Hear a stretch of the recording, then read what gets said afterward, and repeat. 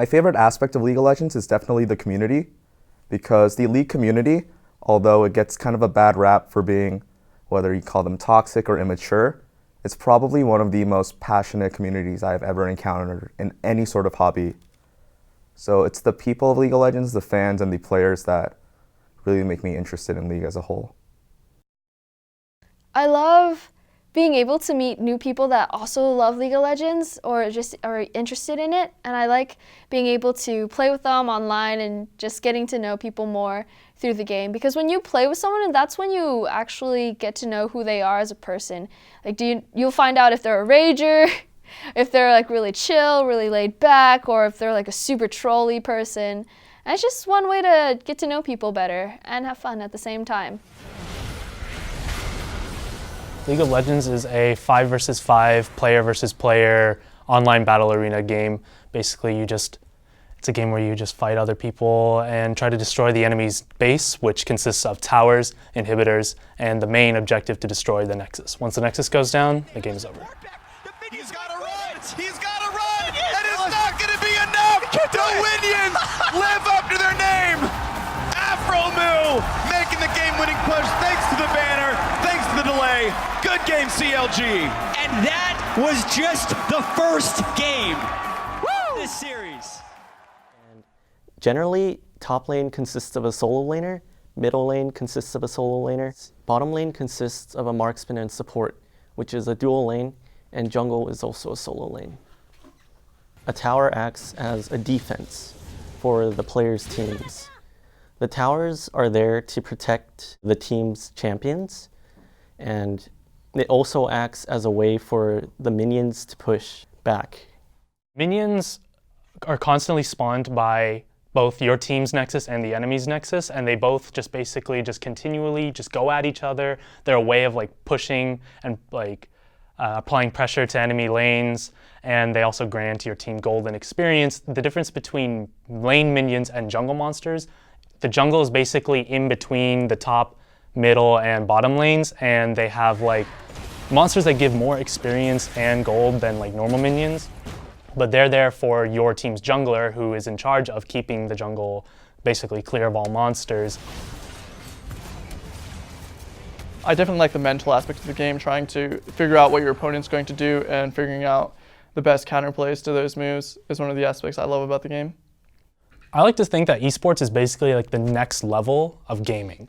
And he had previously taken Fnatic to 6 European LCS finals and is the only player to now achieve this feat. He's super impressive, honestly. A great player overall, and he's done this with 2 different teams. He's also done it on 2 different roles, by the way. Back in the very first split, he was still an AD carry with N-rated as his... In comparison to a sport, like you can play basketball casually and just like play it with a bunch of your friends, but like then there's professional basketball where you just make a life decision to go on to the next level and try to make it to where you get paid and make a lot of money playing it. It's the same thing for esports. Like you can play games casually, but if you think you're good enough and you can make it, you can put in the time, make that life decision to make this your career goal, and if you succeed, you make a lot of money. In the top lane, it's Soaz!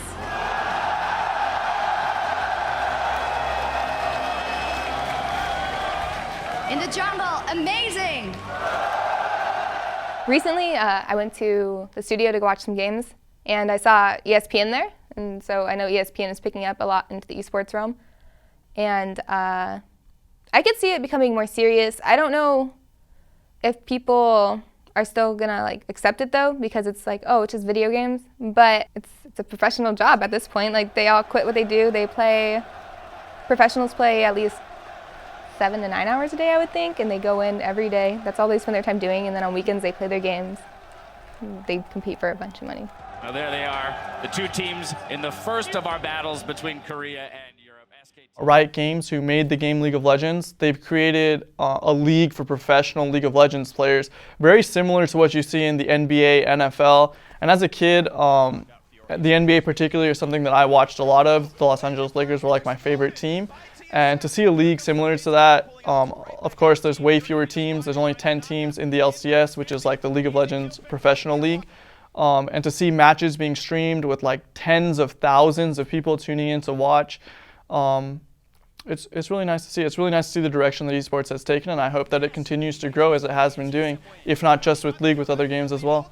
Takes down another member as who he drops. That will be the game. That will be TSM slaughtering Counter Logic Gaming in under 30. I think esports has been taken a lot more seriously in North America, more specifically as of recent, and in the next 2 years, I anticipate we're going to see esports on both the professional level and the more amateur level, like collegiate, really blow up because, especially in terms of League of Legends, there's a ton of venture capitalist money coming in.